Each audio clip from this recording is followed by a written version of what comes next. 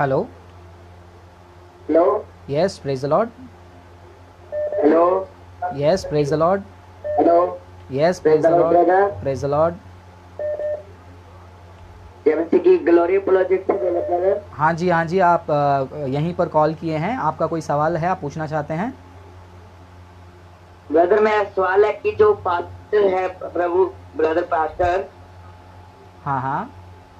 वो पास्टर एक दूसरे की पास्टर की टांग क्यों खींचता है ब्रदर?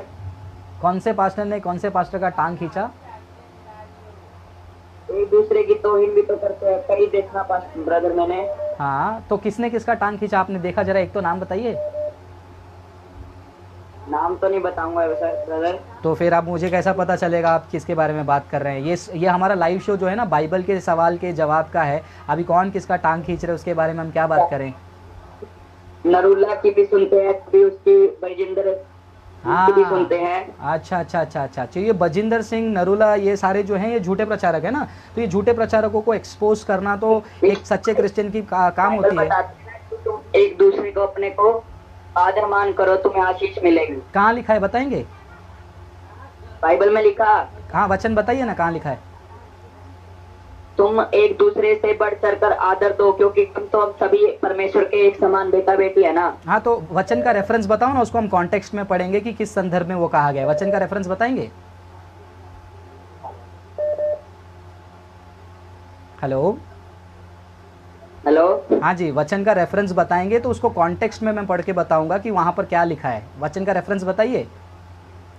ब्रदर ऐसा पढ़ा था लेकिन कंफर्मली याद नहीं है। हाँ, तो वो वचन को ढूंढ के निकालिए और वचन जैसे ही मिल जाएगा रेफरेंस के साथ कॉल कीजिए। उसके कॉन्टेक्स्ट के साथ मैं एक्सप्लेन करता हूँ कि वो वचन झूठे प्रचारकों के साथ कोई मेल नहीं खाता है, क्योंकि झूठे प्रचारकों को एक्सपोज करना बहुत ज़रूरी है। मान लीजिए आपके यहाँ पर एक मेडिकल शॉप है या फिर किराने का दुकान है। अगर वो किराना वाला जो है चावल में मिट्टी डाल के बेच रहा है तो आप क्या करेंगे? ब्रदर अगर आपके घर के पास एक किराने वाले के दुकान में चावल में मिट्टी डालकर वो बेच रहा है तो आप क्या करेंगे? हम नहीं लेंगे ब्रदर। और बस आप नहीं लेंगे और किसी को नहीं बताएंगे? बताऊंगा ना सर। अरे ये तो गलत बात है, आप किसी को नहीं बताना चाहिए। आप क्यों उनके बिजनेस को बिगाड़ रहे हैं? ये वो तो गलत चीज है ना। अच्छा, तो आप मानते हैं कि अगर कोई चावल में मिलावट करेगा तो उसको बताना चाहिए लोगों के सामने? बिल्कुल गलत चीज है, गलत तो गलत है ना ब्रदर। गलत तो गलत है। तो जो इंसान चावल में मिलावट करता है उस व्यक्ति को हम एक्सपोज कर सकते हैं, लेकिन जो व्यक्ति वचन में मिलावट करता है, जो चावल खाने से लोगों की पेट खराब हो सकती है लेकिन गलत वचन को सुनने वालों का अनंत काल का जीवन बिगड़ सकता है, तो क्या क्या ऐसे लोगों के बारे में हम खुलासा नहीं कर सकते हैं?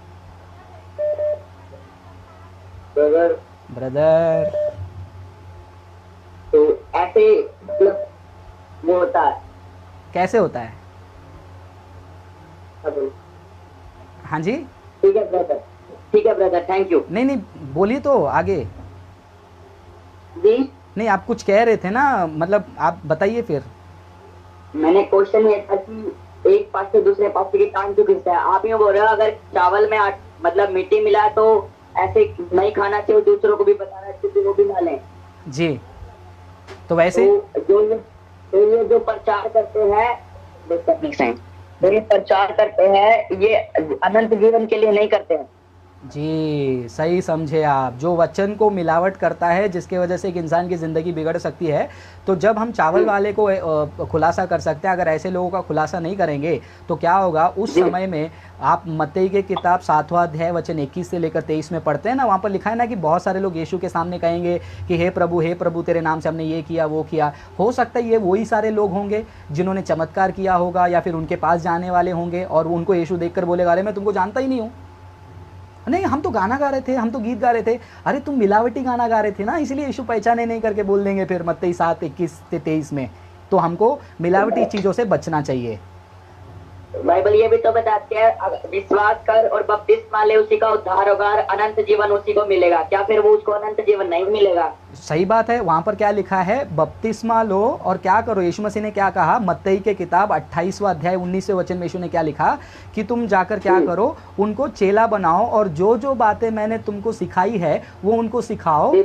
फिर पिता पुत्र पवित्र आत्मा के नाम से बपतिस्मा दो। तो यहाँ पर सिर्फ बपतिस्मा से स्वर्ग नहीं जाते हैं। यीशु मसीह ने जो जो बातें सिखाई हैं वो सीख कर चेला बनना चाहिए। अगर वो सीख कर चेला ही नहीं बना तो वो कैसे जा सकते हैं स्वर्ग में, बताइए। चेला बनाना ब्रदर। हाँ, तो चेला बनेंगे तो ही तो बपतिस्मा का मतलब होता है ना। बपतिस्मा तो कोई भी ले सकता है। एक मुसलमान भी बोलेगा कि मैं बपतिस्मा ले लेता हूँ, बपतिस्मा बड़ी बात नहीं है ना। बपतिस्मा लेने के बाद उसकी जिंदगी वचन के अनुसार है तभी तो वो चेला बनता है। चेला ही तो यीशु के साथ जाएगा स्वर्ग में। अगर किसी ने ब्रदर किसी को चेला बनाया था, क्या उसको देख रेख भी करेगा?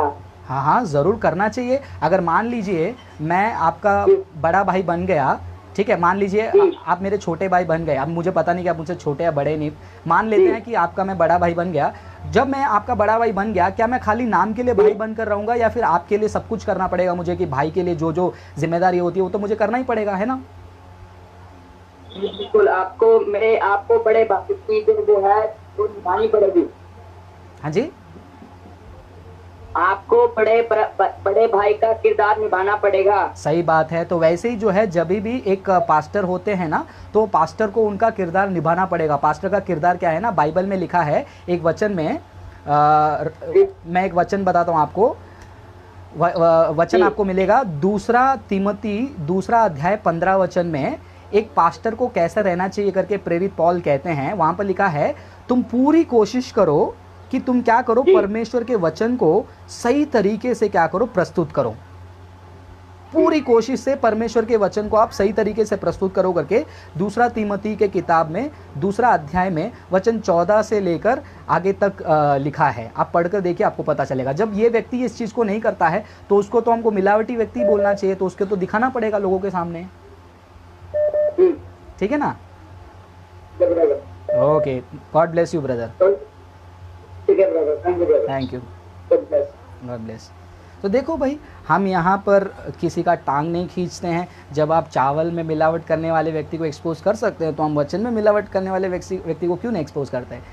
तो कॉल करने से पहले जरा वचन को रेफरेंस निकाल कर कॉल कीजिएगा, हम उसको कॉन्टेक्स्ट में पढ़ते हैं।